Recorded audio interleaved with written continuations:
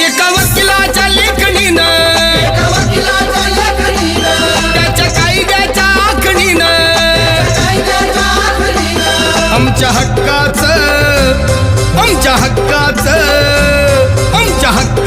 लेखन व माय मग कुणी नाही केलं भलं व माय अग दिल्लीचं दालन फुलं व माय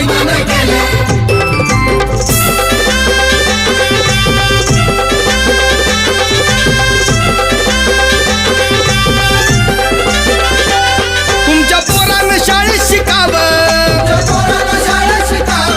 आशाला जारीला मुकावं